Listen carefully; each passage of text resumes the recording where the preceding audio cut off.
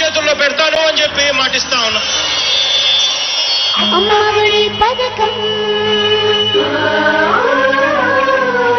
చదువుకొనలేని కుటుంబాలలో వెలుగు నింపే కిరణం.